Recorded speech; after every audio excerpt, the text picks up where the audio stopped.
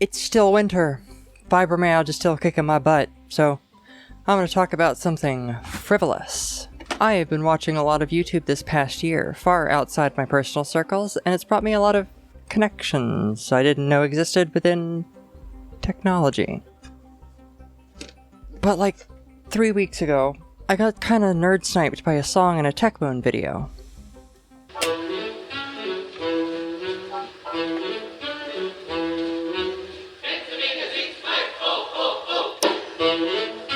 Why did they say 65,000 like that?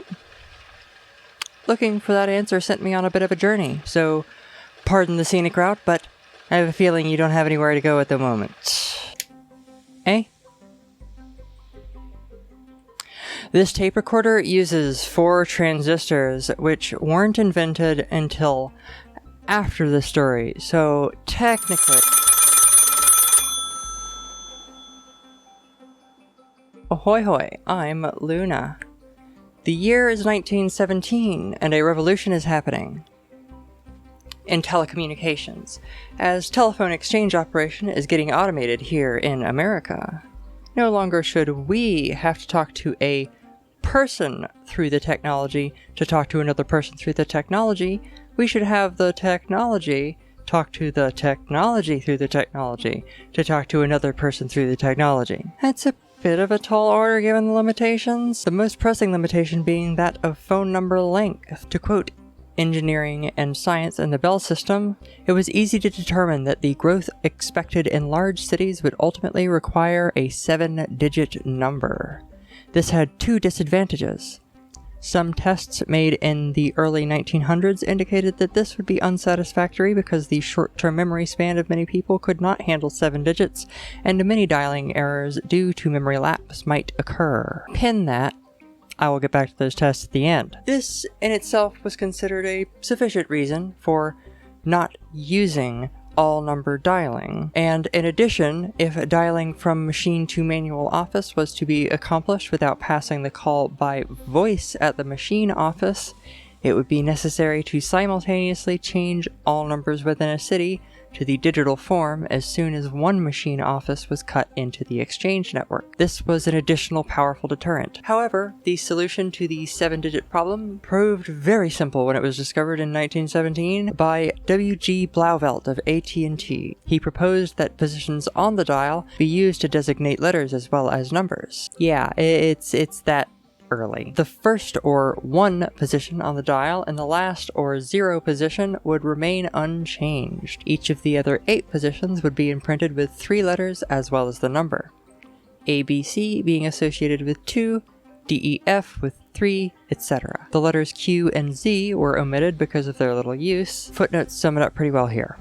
After 50 years' experience with this scheme, it seems so obvious that it is unbelievable that it took so long to invent, and it is difficult to realize the tremendous significance of the proposal when it was made.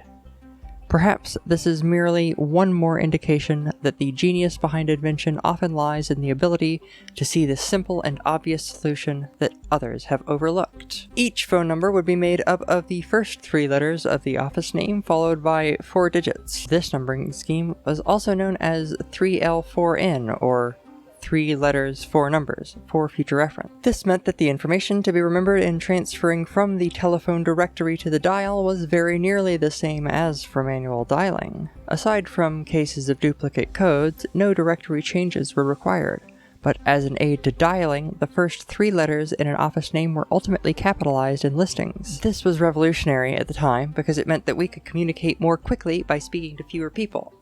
Oddly enough. The year is 1919. New York is getting the upgrade. As with only 3 other cities, New York used 3L4N notation, so perfectly in line with Blauvelt's specifications. So to reach the Baldwin exchange, we dial B2A2L5, or 225. And to reach the Penn Station exchange, aka Pennsylvania, you dial P7E3N6, or 736. The theory was that it would be easier to remember the exchange name than 3 random numbers. So you'd probably remember that newly built Hotel Pennsylvania is at number 5000, then 736 550, 550. But again, we'll get to that test at the end.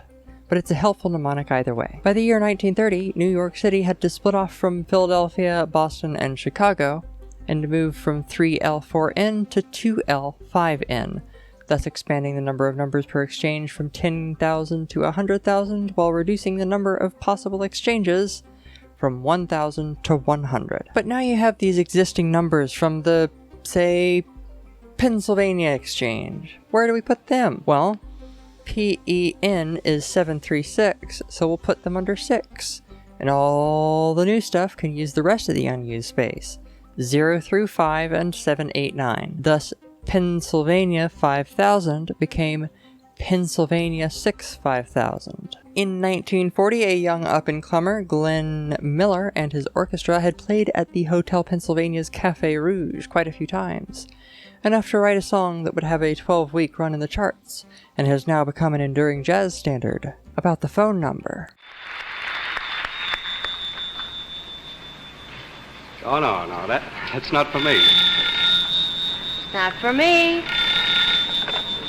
Pennsylvania 65000. Oh, yeah, it's for the band and me.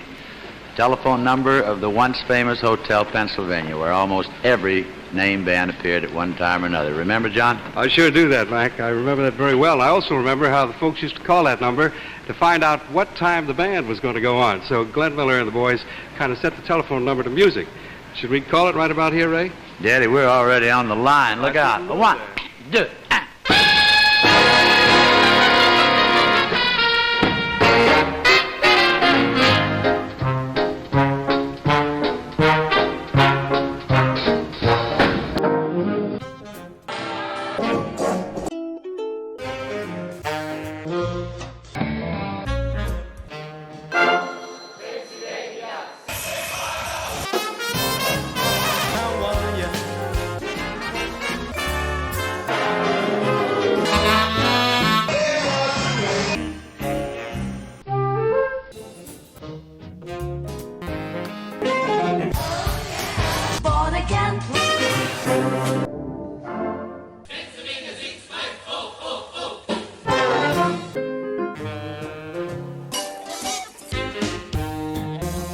Pennsylvania 65000.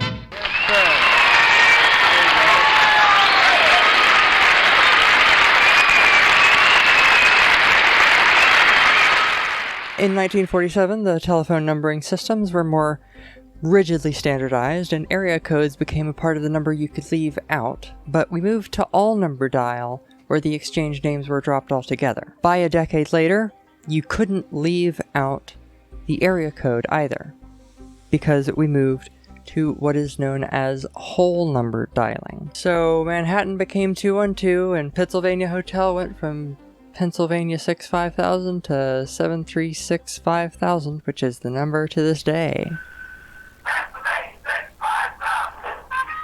Thank you for calling New York's Hotel Pennsylvania, an Energy Star awarded property and the world's most popular hotel.